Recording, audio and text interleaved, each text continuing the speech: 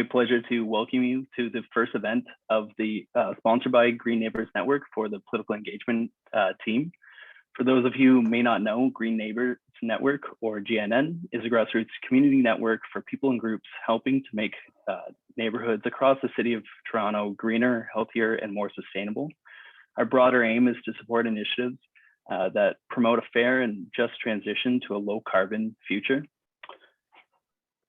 And just to start, I'll start off with a land acknowledgement.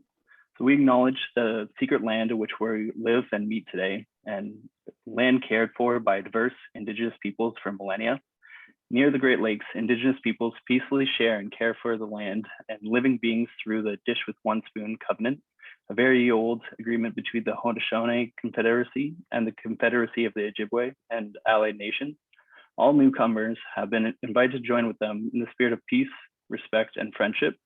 No matter where we live, we all eat at one dish, so we share a responsibility to ensure the dish is never empty, which includes taking care of land and the creatures we share with it. In this spirit, we invite everyone to sign up to support the Indigenous guardians who are caring for the lands and waters across our beautiful country, and we'll post a link to that in the chat. So without further ado, just as an introduction to our group, so we are the newly formed political engagement arm of Green Neighbors Network, and we believe that while action from politicians is crucial to reduce our emissions and prepare for the impacts of climate change, this change won't come if the people don't do our part in communicating our needs as constituents and holding politicians accountable.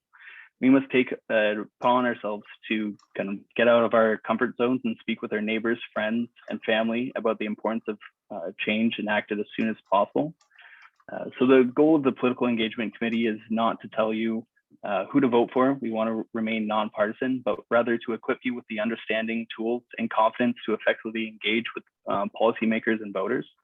I firmly believe that building a community is one of the most, if not the most important tool that we have to combat climate change. It provides a network of support and experience that we can tap into and learn from. And every person who we can consider to be a climate leader was once in their lives where we are today as learners. And I have confidence that we can all become climate leaders ourselves to other people. So for our first meeting today, we will be hearing from Sabrina Bowman. Sabrina has years of experience of campaign organizing with environmental and social organizations. She's been a climate change organizer for Environmental Defence and the executive director for GreenPAC. And just to share a little story with her, about her. So 5 years ago, when I first moved to Toronto and was a fresh grad of political science, I teamed up or started to volunteer for GreenPAC. And it was actually my first shift with GreenPAC at the Green Living Show.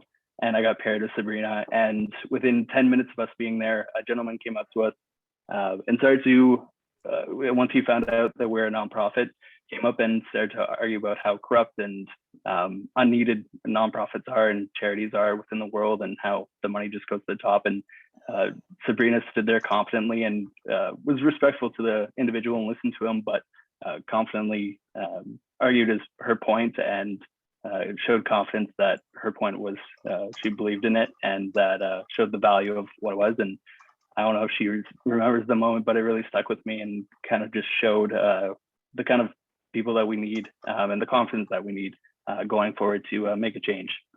So yeah, without further ado, Sabrina, presentation. Thanks, Phil, for that introduction. Hi, everybody. My name's Sabrina. I'm very glad to be here. And I 100% remember that. Even as I get older and I start to mellow out a little and see things with a little bit more nuance, and have, enjoy having conversations with people who have a different opinion than me, and trying to understand where they're coming from, I still can't help myself with certain issues when I kind of want to get into it. And when people come for the not-for-profit sector, I'm usually going to take that on probably not, to any particular use, but I enjoy it. I also took on a climate denier recently at the Fridays for Future protest at Queen's Park, fully aware that it was a bad idea, and I couldn't help it. Like I couldn't help it, and I had to get dragged away by someone else. So I think it's good for us sometimes to get into those things. But what I'm here to talk to you about today is elections and that element of politics. I think there's a lot to say about campaigning. There's a lot to say about how you get your issue to the forefront of society, how you get it in front of politicians who are already elected. But I think there's a very interesting opportunity to get involved directly in politics. So to start us off, I wonder if you could, I know a lot of us are not on camera, so you don't have to, you can put it in the chat if you like. I'd love to hear from people. How many people here have ever voted? Put your hand up, or you can say, I voted in the chat. Yeah, right. Okay, great.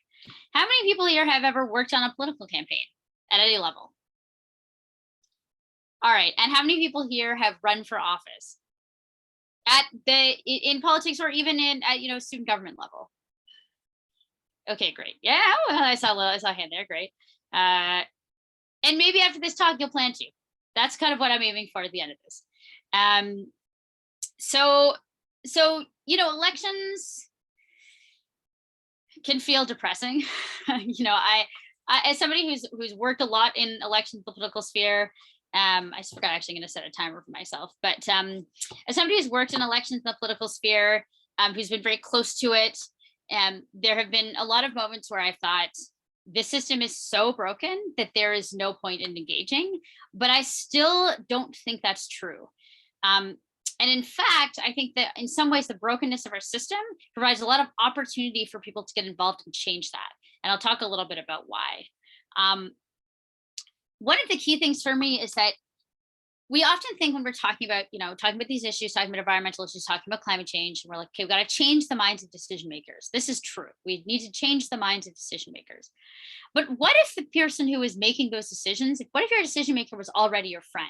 What if your decision maker was somebody who already was on board with climate change and was like going to work with you to find the solutions? Personally, I think that's a lot easier than going to the office of your decision maker when they don't care, or they have other priorities, right? So one of the reasons why it's important to get involved in elections in a variety of ways is that we want our elected representatives to already be on board with us when we're talking to them about climate change. It opens the door to the conversation much more easily, right? And this applies at all political levels. This applies at in all political parties. Even if you live in a place where you maybe have a party that tends to win that is less friendly to the environment, there may be people within that party who are interested in hearing you, and you can help get them in place. This doesn't have to be partisan, right? In how you get involved in elections. Obviously, I'll talk a little bit about this, that federal and provincial has political parties, but even there, this can be a nonpartisan effort. And as we all know, there's an election coming up in Ontario, right, in June. So this is a really excellent time to be having this conversation. I will just say my own history very quickly, outside of what Will said, is that I sort of always been interested in this. I ran for student government when I was in high school in grade 10 by singing a Spice Girls song. I didn't win. I ran for political office in university twice. I did not win either time. And the second time I won, I lost to somebody who, I think I lost by something like 80 votes. It was a real exercise in humility. But I learned a lot, right? I learned a lot about politics. I learned a lot about politics. I learned a lot about how elections work. And I haven't run since. I'm not sure if I plan to, but I still get involved in other ways because I think that it's important. So then, how do we get involved? And the last story, I want to say one other thing. I'm not an expert in this area. I'm going to share with you what I've learned over the years. I should say as well. Sorry, I'm also a little bit out of it today because I'm battling a cold, so I'm a little all over the place. But I'll try to focus myself a little bit. But I do apologize. My experience outside of running for office in those areas, I also worked on Parliament Hill for about a year. It's a very, very weird place. My friend who also worked there called it Hollywood for ugly people, which I think is very funny. As somebody who worked at Parliament Hill, I feel like I can say that and think it's hilarious. And most of the people I've worked with at Parliament Hill would probably agree with that. It's a very weird place. I really liked it. I decided to not want to stay working as a political staffer, but I really enjoyed the experience, and I got to know a lot of politicians. And that was really fundamental for me in understanding that a lot of people who run for office are very good people, regardless of their political affiliation. And there's a lot of people who run for office who are driven by narcissism or power. And that is across all political parties as well. I also ran GreenPAC, which Will said is where I met Will. And GreenPAC is a national nonpartisan organization that's working to get environmental champions elected in all political parties, working primarily federally and at the provincial level. We were working to support candidates who are proven environmental champions and helping them win. This is a brand new initiative, basically nothing like this with a few exceptions that have ever been done in Canada. The organization is now on its, I think, 6th or 7th year. And I was lucky to be there almost from the start and get to hand it off as the first executive director to Sarah Van Exen, who's the next one, who is amazing. Yeah, so that's a little bit about my story. And then I've also done some other volunteering, which I'll talk about in a sec. So when we're talking about elections, I think there's sort of two key areas we can get involved. One is like just before or during elections, and the second one is in between, like the big in between space. So just before, during elections, there's a few things you can do. One, run for office, right? I think, in fact, I know that most of the people running for office are not representative of Canada. They're not representative of Canada's diversity, racial, disability, age, not representative, right? Not a lot of young people running. A lot of people of color don't run. Women do not run. Politics, in particular party politics, is incredibly toxic for women. And that's a real problem, right? Because then the people who are making decisions are the same people who've always made decisions, and that's how we're in the mess that we're in now. So we need to change that. And I think that one of the ways we can do that is run for office. I encourage people to run for office who care about the environment in particular.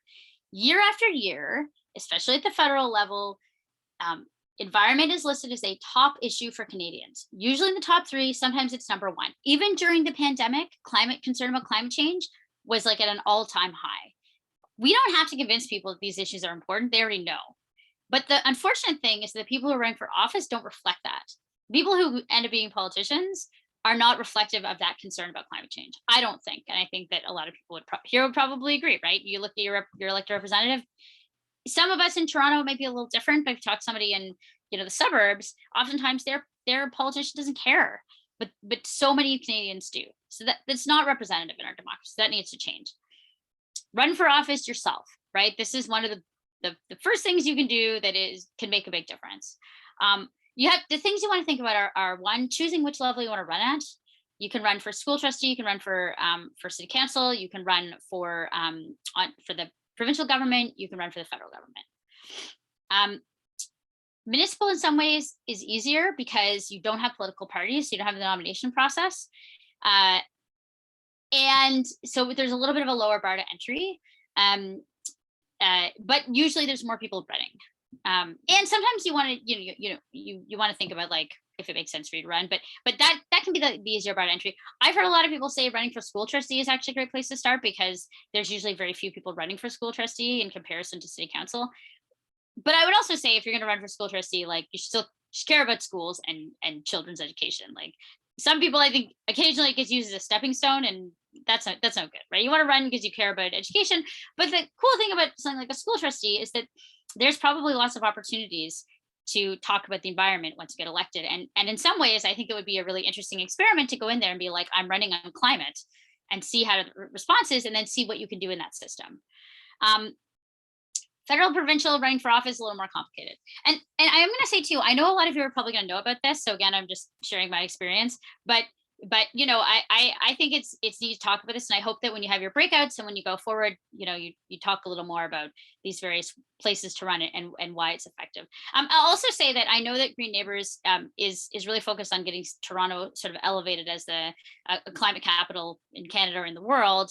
So you may want to look at city council, but Paul and I were talking before this, like all levels of government are important. And in fact, the provincial government because of the Planning Act has a huge impact on cities. Even though the city of Toronto has its own act, the province, look at the 413 highway that's being proposed to go through Toronto or through the suburbs right now. That's like very controversial and, in my opinion, stupid. But that's a provincial thing, right? So these are the considerations that I think are important when you think about which level to run. If you decide to run provincially or federally, the first thing you have to do is get nominated as the official candidate for the party, unless you run for independent, which is very challenging unless you're in a place where there's always an independent who wins. It's unlikely you're going to win. So you need to pick which party you're going to run for, whoever's aligned with your values. And I will say that there is room for environmental champions in all political parties, regardless of their stripe, and that there are environmental champions in all parties. Some parties are going to be a little easier access. You run for the Green Party, well, obviously they're going to be on board with environment. You run for the Conservatives, it's a little more challenging, but it's not impossible. And even they are moving into this conversation, right? So important to consider where you best fit. You have to run for nomination. This is, I wrote in my notes, be warned, it's depressing as hell how bad the nomination system is. Read anything by Samara Center for Democracy, which we'll put a link in at the end. I don't know if any of you read any of their stuff, but it's very depressing. But the interesting thing is it's also a big opportunity. There's a lot of places in Canada where there are no open races for nominations, that it's one person who runs and they get the nomination. It is very common because unfortunately it's very hard, but it's not impossible. And I think it's really important. I worked on a campaign last year for a candidate who's running to be the provincial candidate. His riding, he's an environmental champion. I knew him, and I was trying to actually work on his campaign specifically around getting environmental, like trying to rally the environmental nomination vote for him. Unfortunately, and this is where sometimes the system sucks, he actually was removed. He actually had run the nomination campaign, and then just when they were going to find out when the nomination race was going to be, the party stepped in and was like, oh no, we've decided that we're going to just put a candidate in place instead. So no, you're done. And this happens, and sometimes it happens for good reasons. Sometimes the party's like, no, we want more diversity, so we're going to put somebody else in. We want something different. But I also think it's very problematic, and that the party will come in sometimes and do this. So just be aware that there are many dynamics. I won't talk too much more about it. If you want to know anything about this, read Samar's everything they make, because it's very helpful. And even despite all of that challenge, I would say it's still worth it. You will have some challenge if you're running against an incumbent, somebody who has previously been elected, who's running again.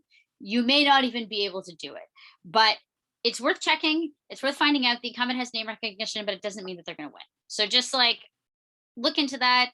You look in your riding, you see who's there. Sometimes you can also run for nomination in a riding you don't live in. Actually, the candidate that I was working with was not living in that riding.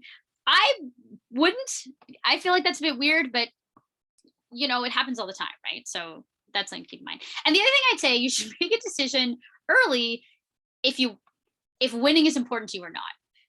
There is a very valid and important place for people to run for office in a party that's not going to win. And it doesn't mean you're not going to win, right? You can win. There are people I've seen, recently in the federal election, we saw Mike Morris win in Kitchener Center. Mike has run it several times. He ran as a Green Party candidate and he won. One might argue that one of the reasons why he won is the Liberal candidate ended up getting kicked out of the race a few days before the election for some improprieties. But he also ran an incredible campaign and he put in the work. So it is possible, but I would encourage anyone who's running or anyone you're supporting, know whether or not they may not win, and that's okay, but you're still an important voice for the party and you can still make change. Whatever you decide to do, wherever you decide to run, you want to start early. That is key. Let's say you don't want to run. Okay, you don't want to run. It's not for you. There are other ways that during an election that you can get involved. One of them is to support, so sort of like what GreenPAC was doing, is to actually support other candidates who are running, who you think are environmental champions and who you want to help them win. Okay, every campaign runs on millions of volunteers and conversations, etc. You can help them because the most important thing in nominations, the most important thing in a nomination race, and you can start with nominations, right? The most important thing in nominations is to get members signed up and then to get them to vote for you. That is more important than donations. That is more important than almost anything else, because if you don't get the votes as a nominated candidate, then you don't become the nominated candidate, right? So they need people who are going to door knock. They need people who are going to make phone calls. They need people who are going to organize house parties. Similarly, when you're running for office as well, once you've got the nomination, or if you're just running for council, but they're going to need all of those things. So that's the most important thing you can bring. And when somebody becomes a candidate, they need volunteers, right? Putting up signs, talking to people, going door to door, getting community groups, all these things. And you can get involved at various levels. You can get involved just as a volunteer who makes phone calls, super important. You can get involved with a team running a campaign, and you don't have to know how to do this. Oftentimes people on campaigns, some of them know, a lot of them don't. That's fine. You'll probably be working with people who do know how to work. It's very cool. You won't get a lot of sleep. If you plan on getting involved in that level, it's going to be a lot of your time. But it's also a pretty neat way to see how democracy works, and to provide direct support to somebody who is running for office who shares your values. And as somebody who cares about the environment, you can support a candidate in that way. It's important for candidates to hear that's why you're supporting them too, right? Like if you sign up to volunteer with a candidate you don't know, let them know that you're doing it because they have a strong stance on climate change. Let them know that that is the value that brought you to the volunteer meeting, because I think that's really important. It'll encourage people like you and I to run for office, knowing that people support them. And this is what GreenPAC did, is GreenPAC essentially tried to get candidates who are environmental champions, volunteers and donations and other kinds of campaign support. We often talk to candidates saying, what do you need? And then we were trying to sort of build that up for them. So get people to donate money, get people to volunteer for them, get people to make phone calls for them. I think that we're just starting, and I think that that model is going to get stronger, but candidates loved it because it is a lonely game to run for office. It is hard. People, pardon my language, shit on you all the time. Like politicians are the most hated, some of the most hated careers besides lawyers. Like it's really, really hard. It's emotionally hard. People abuse you. Social media has made it way worse. If you are a person of color, if you are a person with a visible disability, and if you are a woman, you are going to see some horrible things directed at you. Horrible. Like with the internet and social media, it has gotten worse. And so they need your support. They need to know there are people behind them, and they need to know there are people behind them on climate change, right? So that's my pitch on getting involved in elections. And you can start now, right? There's an Ontario election coming. Find a candidate you like. Okay. Right. So that's how one way you can do. But here's another interesting way to get involved in elections when they're happening. And I realize I'm running out of time, so I'll try to like move myself along a little bit. Providing evaluations of candidates and parties is another way that you could get involved. And you as Green Neighbors might want to talk about this, which is like, how do we get involved? Maybe it's supporting candidates. Maybe it's providing evaluations. This can be like looking at the party platforms and evaluating them for environmental, strength. Some environmental NGOs do this regularly. I think Pembina has done it. I think Clean Energy Canada. Sometimes like the national organizations will do it for a specific area, like they're evaluating the parties on their efficiency. In fact, most major national NGOs do this work, but at a local level, you can do it as well, right? You can look at the party platforms locally, it's not local, I mean provincially or federally. You can help share that information when those kinds of reports come out. At city council level, you can do it. I've seen organizations do this. Sometimes they'll look at things like for folks who think about the environment. I think this one's really important. How much money are developers giving to city councilors and the mayor? That's always an interesting conversation. We used to do this when I worked at Ecology Ottawa. We did this a few years in a row, where we would evaluate how much money was given. And that's important, right? Because then who's having the conversation, who's wielding the power at city council? That's a helpful thing with incumbents. You can't do it with new candidates, but you can do it with incumbents. Be like, here's how much money everybody accepted, and put that out there. Have a good media strategy. It's probably going to be pretty media worthy, but you want to get that out there. That's the kind of evaluation you can do. You can evaluate. You could also look at how city councilors, your local MPs, et cetera, are voting for incumbents. The one problem with that approach, that we found this at GreenPAC, is that we were going to look to determine how an environmental champion is an environmental champion. We're going to look at like how they voted. But the problem is that sometimes people voted against a bill or an initiative that seems environmental because it wasn't good enough. So unless you know why, sometimes that's kind of a hard way to do something like a report card. It's not perfect because they might have had good reasons for voting against it. So I caution around their previous experience, their previous work as a politician. But I would also say, though, that you can look for areas where they've been a leader. Like, you can look for areas where they've championed something really important that's happened at the city, at the province, at the federal level, at the school boards, you know, like, do look at their history, right? And that's something useful you can do, is to evaluate the candidates. I know when we were at GreenPAC, we often got people questioning saying, well, how come you're not just doing evaluation of all candidates running in all ridings? We were like, well, it's very difficult and we don't have time, but also like, we didn't have capacity for that. But that's something that I know can be really useful to look in your own riding. You know, I'm going to evaluate these candidates based on that. Again, with political parties, it's a little tricky because, you know, your conservative candidate is never going to get the top prize, right? Unless they're Michael Chalk, who's incredible. But most of the time, the candidates running are not going to be, you know, they might by party. But what you can do is say, hey, look, this candidate for their party is pretty good, or this candidate for their party is not good. You know, there's people who run for the NDP provincially who don't care, who don't do a lot on the environment. So like, that's okay, but just you can highlight that if you want. So that's the kind of thing you can provide the public, so that when they go to vote, they can think about these things with who's in their riding and how they've been performing environmentally. And so that's sort of like in the elections, and then in between the elections. Oh, I think I'm almost out of time, so I'll just sort of wrap up with this. But in between elections, there's a couple other things you can do that I think are very useful and very underutilized. And actually, I read. Oh, Dave, what's your last name? You probably know who I'm talking about, but I'm having a total brain lapse. But he's like a very big guy on public space in Toronto. He's amazing. He wrote an incredible book about politics, which I now cannot remember, which will come back to me hopefully in a minute. And he talks about the fact that, like, most Canadians are not members of their political party, and they're certainly not involved in their party associations. So for the provincial and federal level, joining a political party can give you the opportunity to vote on policy, give you the opportunity to, if you really want to get into it, attend policy conventions, help that party set their platform, help them set their policy. Sometimes you don't even have to attend the convention. These days with Zoom, you can attend from you don't have to put pants on. You can just like sit in your computer and you can attend the policy convention remotely. That's very cool. So there's like opportunities like that. There's a whole bunch of stuff on how that works, but you can actually get involved at a political party level to say, hey, you know, this is important. And if you're a liberal or NDP, or excuse me, liberal or conservative, and that's where you identify, that's extra important, especially, you know, at the conservative level, you can help push for change and you can actually have a huge impact. So that's one way to do it. Join the party, join the constituency association. It can be a bit of a rat's nest, but I think that they need new blood. They need new people with new ideas coming into those constituency associations to help them be better. Because sometimes they're filled with people who've been there for 25 years, are party loyalists, and haven't really gotten out of that comfort zone. That needs to change. Get involved in the party at the party level. And you know, sometimes that'll be hard, but I think it's really important that they have new blood. And then if you're not gonna run yourself, find good people to run as you're doing your work in this organization.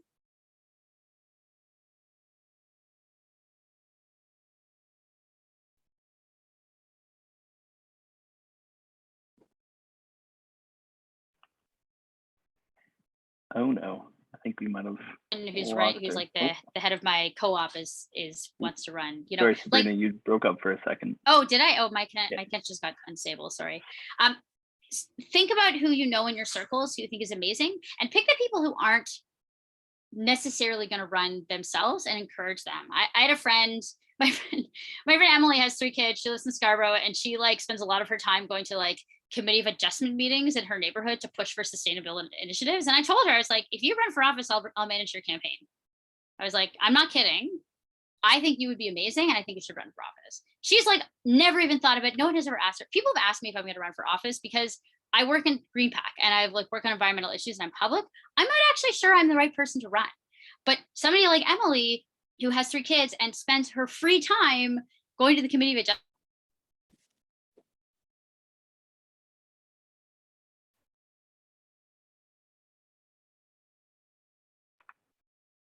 Oh no. Some of them are great, but we can change who's in there. Sabrina, you broke up again. Oh, sorry about that. I must have I don't know what's going on. Anyways, I'll just wrap up by saying these are some thoughts. I'm going to leave it there. I have some resources that I think we can share in the chat that I that are GreenPAC, Equal Voice, Candidate School, Elections Canada, Tools for Candidates, Samara Canada, anything that they write about. There, I also included like an American list of resources for running for office. Some of it's not going to be relevant, but some of it definitely will be. How to structure a campaign, a map of federal electoral districts, a map of Ontario electoral districts, and how to find your federal riding association. You can also just Google all that. So I'm going to stop there. Thank you everybody for listening. I'd love to hear your thoughts, your questions, your comments, and I will hopefully not break up anymore, but if I do, let me know. Wonderful. Thank you so much, Sabrina. That was really interesting and great to hear about your experience. So yeah, if anybody has any questions, feel free to write them in the chat. To start off, I was curious about your discussion of looking at friends to run, and curious as to whether there's certain characteristics or certain whether there's anything to look for in friends.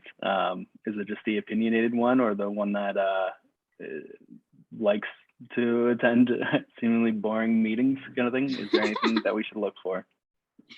It's a great question, and I don't really know how to answer that, because I think that politics should be representative of our entire society, so really it takes all kinds. But I would say that like I'm less likely to go to somebody who is like already deeply involved in politics and be like, hey, you should run, because they kind of already know that, right?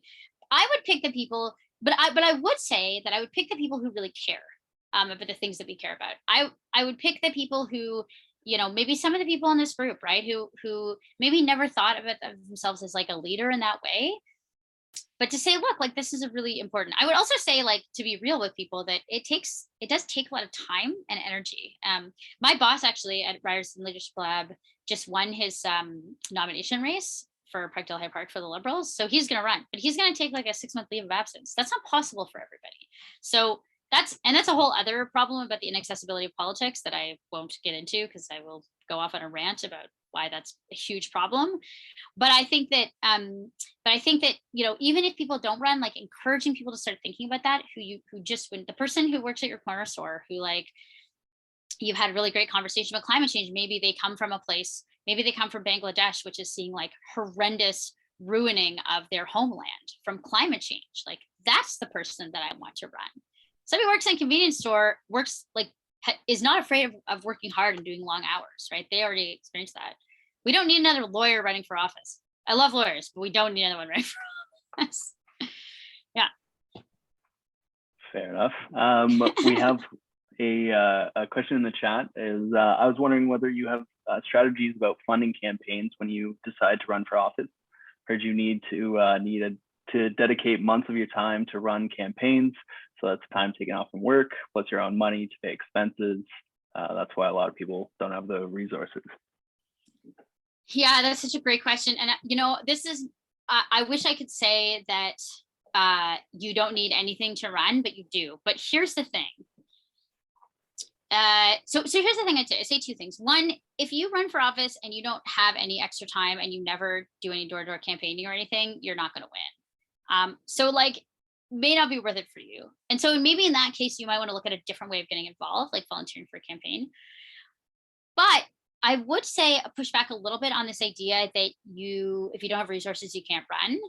Certainly, if you're working 3 jobs, it's going to be a lot harder for you, right? But if you are willing to put a little bit of time into organizing your campaign, and some of the resources that I've shared, there's some really good tips on like how to organize a campaign. If you build a good team around you and you really lean into them and ask them to like help you build out your network, you can do this. You have to get over your fear of asking for money. Okay. Like it is not helpful to you if you're not. I love asking people for money. I think asking people for money is great. And here's why.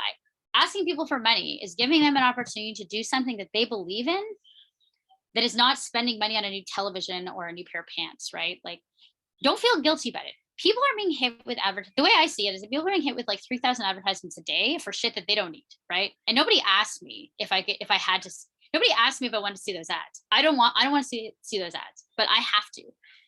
My friend asked me for a $10 donation because they're going to run for office. I'm going to give them $100. If you run for office, call me. I will give you a donation. I will tell you that now. It's very unlikely that I won't, because I think it's important, right? So you have to believe in yourself, and you have to not be afraid to ask for money, and you have to not be afraid to ask people to help your campaign. Okay, you will want to make a list of everybody you know. And I mean, there's a whole other conversation if any of you decide to run for office, but like resource mapping and mapping your contacts and like figuring out, that's why you start early, right? You start early. You know, I knew a guy who ran for office in Ottawa. He was like 27. He decided he was going to run for council, and he knocked on every door in the riding 3 times before the election, and he won 3 times, and he ran against an incumbent. So yeah, it was a lot of time, but he also like had a lot of people. Like, he started early. He started like 2 years before. Yeah. Perfect. I have a question about that, but we have another one about trouble reaching out to my suburban councillors or my ethnic Chinese media groups about issues about climate emergencies. Do you have any strategies as far as kind of reaching out to various groups and kind of communicating those needs? Yeah. Or that. Thanks. Thanks for yeah. Can I talk also? Thanks. Yeah, for sure. Yeah, like these counselors, Hub and Markham, you know, I would participate and assume, and I guess maybe I got off topic a little bit, and they wanted to be, you know, solely focused on their topic, and I, you know, and then they, you know, say on camera that I can reach out to them, and I do, and after, and they don't respond to me, and also. Well, it's part of the Toronto culture that I think I'm old enough to understand now. It's like sort of a quiet conservatism that, you know, you stay in your own place, and I don't bug you, you don't bug me, and unwritten. And also, my frustration is that I'm Chinese Canadian myself, and I can speak Cantonese. And when I reach out to the cable channels, I haven't reached out to Omni yet, but you know, the Fairchild TV from Hong Kong. I email them, I call them. I even talk about the home retrofit, energy retrofit movement. They don't even email me back. It's and the whole issue of natural gas, methane leak. I'm not sure if you know about it because you're still, but you know, Environmental Defence Canada and the United Nations is talking about that as the most immediate, impactful climate action. And you know, we have urban sprawl. One of the biggest city in area. I just looked it up. We're 5 times bigger than Boston. Boston is testing the leaks. You know, 100 times more potent, right? I'm sorry, I'm getting off topic again. No, this is great.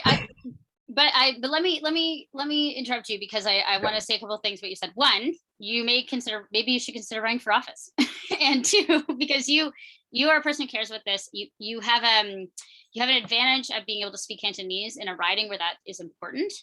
That you will be able to reach people in the language that they speak. That is valuable, very valuable. I will say to you that on the media side, that is super frustrating. I hear you, and this is like a different conversation for another time, but they will not address these issues until we make them address them. And even the national media, like I've done so many things where I've tried to get media involvement in like many environmental things I've done, and they just don't show up. And I'm like, but you know that people care about these, right? So that can be hard, but they need to keep hearing about it. So don't give up on that.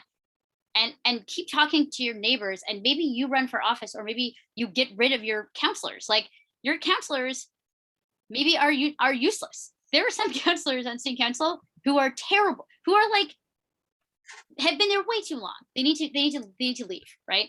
But I think that the suburbs actually, in some ways, are one of the most interesting opportunities for this approach.